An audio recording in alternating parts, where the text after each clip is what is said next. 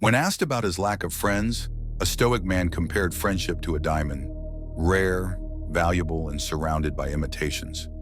After enough mistakes in judgment, you start to look at every smile like a mask, every invitation like a transaction, every brother like a stranger waiting to prove you wrong. And if you've been burned before, that suspicion doesn't feel like pessimism. It feels like intelligence. But here's the question that matters. When you find yourself alone often, moving through a world overflowing with connections, does it mean something is wrong with you? Or does it mean you've developed a different standard, one most people can't survive?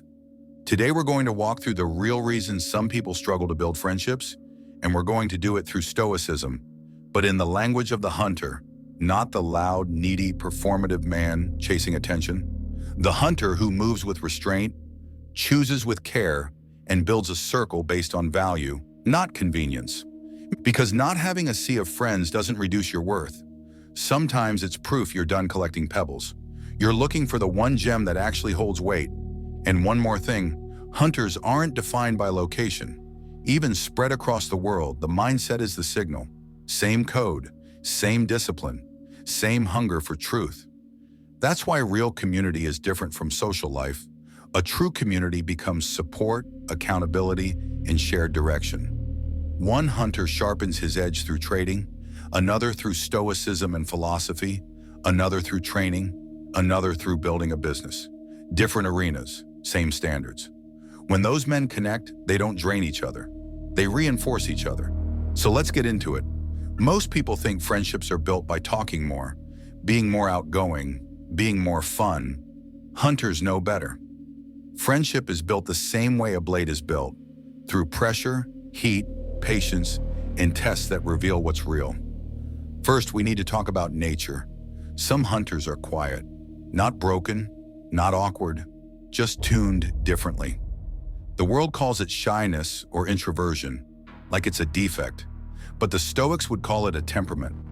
Something to understand, not something to apologize for.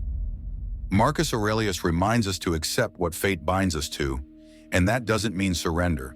It means you stop fighting your own wiring and start using it with skill. Introversion is not weakness, it can be precision. The quiet man often sees more because he isn't busy performing. He notices patterns, reads motives, feels the temperature of a room, and senses who's stable and who's hollow. Hunters don't rush into circles. They observe first.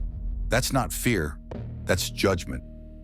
The mistake introverted men make isn't being quiet. The mistake is believing they must become someone else to earn connection. So they enter conversations trying to impress instead of trying to understand. They speak to survive the moment, not to build something real. Stoicism flips that. It tells you to focus on what's in your control, your actions, your words, your integrity, not other people's reactions. So if you're in a room and you feel the old tension rising, you don't have to become louder. You become steadier. You speak when you have something clean to say. You ask questions that reveal character. You don't chase acceptance. You test alignment. That's how a hunter socializes. Calm, intentional, no begging. And here's the mindset shift that changes everything. Friendship isn't a trophy, it's a garden. You don't force it to grow faster. You place it in the right environment, and you keep showing up with consistency. Seneca would tell you that life is long when you use it well, and that includes your relationships. A few meaningful conversations over time will build more brotherhood than 1,000 shallow interactions. Now let's move to the second obstacle, trust. Trust issues don't appear out of nowhere. They're usually earned the hard way. You trusted too fast, forgave too early, ignored patterns because you wanted to believe. And when it broke, it didn't just hurt, it rewired you. Now you walk careful, now you watch for signs. A hunter doesn't hand out trust like free samples. Trust is built through proof. It's earned in small pieces. Consistency, honesty, restraint, how someone behaves when it costs them something. And the Stoics would agree. They weren't naive about human nature. They understood that people change, moods shift, incentives distort behavior. That doesn't mean you become paranoid. It means you become accurate. Accuracy starts with self-knowledge. Who are you when you're under pressure? What do you tolerate when you're lonely? What kind of person can easily manipulate you? When you know your own patterns, you stop being surprised by your outcomes. You stop confusing attention for loyalty. You stop mistaking chemistry for character. And when trust is broken, Stoicism offers a ruthless kind of peace. You don't collapse. You learn. You adapt. You correct your judgment. You keep your dignity intact. A hunter doesn't turn bitter. Bitterness is still attachment. A hunter turns wiser. Wiser means slower to open, faster to notice patterns, and unwilling to negotiate boundaries. But also, trust isn't built by suspicion alone. It's built by clarity. That means communication, not emotional dumping, not interrogation, clean conversation. If something feels off, you address it early. You don't let silent resentment rot the foundation. You speak like a man who respects himself. That alone filters out the people who only want easy access. Now, the third obstacle, lack of social opportunities. A lot of men aren't friendless because they're unlikable. They're friendless because modern life is designed to isolate you. Your phone keeps you connected, but it fragments your attention so deeply that real connection becomes inconvenient. Notifications flood your mind, but they don't build bonds. They build noise. Hunters understand something simple. Opportunities must be hunted. You don't wait for friendships to appear. You place yourself where aligned people gather. Volunteering is one of the most underrated environments for building real friendships because it reveals values. People who serve are often people who care. Shared effort creates shared respect. You don't need to perform when you're carrying weight together. Workshops, seminars, local clubs, groups built around skill. These are modern campfires. You show up consistently, and over time, familiarity becomes trust. And when your interests align, conversation becomes easier because you're building around a shared mission, not forcing small talk. Then there's the simplest arena, the outdoors, hiking, training, group fitness, martial arts, endurance sports. These environments strip away the fake social mask. People show who they are when they're tired, challenged, uncomfortable. Hunters like that. Character shows up in effort, and this is where that bigger truth returns. Hunters find each other. Even if they're spread across the world, even if they're in different arenas, trading, stoicism, philosophy, training, business, the mindset creates a language. When men meet inside a community that shares standards, they stop feeling like outsiders. They stop thinking they're too intense or too disciplined or too serious. They realize they're not alone.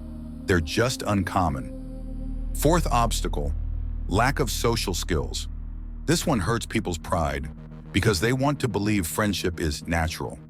But friendship is a craft. Like any craft, you can improve it. Hunters don't shame themselves for missing a skill. They train it. Social skill isn't being witty. It's not dominating conversations. It's not having endless stories. The core skill is presence. Listening with intent is rare. Most people are waiting for their turn to talk. A hunter listens to understand. He asks questions that invite depth.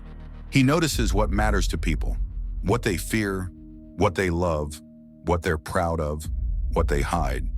That's not manipulation. That's attention. And attention is the foundation of connection. Start small. Talk to a barista.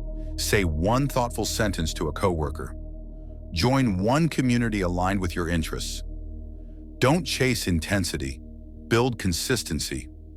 Social confidence comes from repetition, and repetition comes from showing up even when you don't feel like it. And you need Stoic realism here. Not every interaction turns into friendship. That's not failure. That's selection. A hunter doesn't take rejection personally because he understands it's often not about him. Timing, chemistry, lifestyle, priorities. Most things don't line up. The goal isn't to be liked by everyone. The goal is to find the few who align. Fifth obstacle, neglect through shifting priorities. There's an old story about a boy and an apple tree. As a child, he plays in its shade. As he grows, he returns only when he needs something. Eventually, he comes back old, and the tree has little left to give. Many friendships die this way, not through betrayal, but through neglect. Work, money, status, ambition. These things can consume a life, and hunters can be especially vulnerable here because hunters love mission. They love forward motion. They love progress. But Stoicism teaches balance, not softness. Balance means you don't sacrifice the foundations that keep your mind stable. A good friendship is one of those foundations. Not a crowd, one or two real men who tell you the truth and keep you anchored. If you've drifted, don't drown in regret. Reach out. Send a message with weight. Not we should catch up sometime, but something real. I've been off the radar. I respect you. I'd like to reconnect. That kind of honesty isn't weakness. It's leadership. Friendship doesn't require grand gestures. It requires consistent signals. Checking in, showing up, remembering what matters to someone, being present when it counts. Sixth obstacle, mental health and inner weather. If your inner world is flooded, anxiety, depression, burnout, social life becomes heavy. You're not bad at friendship. You're exhausted. You're carrying weight, and weight changes your posture in every room you enter. Stoicism doesn't tell you to pretend you're fine. It tells you to train your mind the way you train your body. Presence, reflection, discipline. Not for performance, but for stability. When your mental world calms down, you become easier to be around. Not because you become entertaining, but because you become solid. People trust solidity. They lean toward those who feel grounded. This is also where hunters separate from the average. Average men cope by numbing, endless scrolling, distractions, shallow dopamine. Hunters cope by consolidating their mind. They reduce noise. They create routines that restore calm. They protect sleep. They train. They journal. They build the internal fortress. And when you do that, friendships become easier because you're not asking others to fix you. You're simply inviting them into a stable life. Seventh obstacle, lifestyle choices. Some men have no friends because they've built a life with no space for humans. It's not always tragic. Sometimes it's a schedule that slowly killed everything outside productivity. Stoicism would ask you to examine your priorities with ruthless honesty. Are you filling your time with what matters or with what distracts you? Are you busy or are you purposeful? Hunters don't need endless hangouts. They need intentional connection. That could look like one weekly training session with a friend, one monthly meetup with aligned men, one call with a brother who shares your standards. A few high-quality touch points are enough to keep connection alive. Your day is a battlefield for attention. If you don't design it, it gets designed for you. And if your life becomes only work and recovery, friendships die quietly. So shape your schedule like a craftsman. Make room for what sustains you. Eighth obstacle, differences in interests. Some men think friendships require identical hobbies. That's shallow thinking. Interests help, but values are the glue. You can be a die-hard gamer and be friends with a man who gardens. You can be obsessed with markets and be friends with a man who studies philosophy. If both of you value discipline, truth, growth, loyalty, and self-respect, connection is possible. Stoicism teaches you to look for what's essential. Not do we like the same music, but do we respect the same code? Not do we have the same lifestyle, but do we help each other become stronger men? This is why hunter communities work so well. The surface differences fade because the mindset is shared.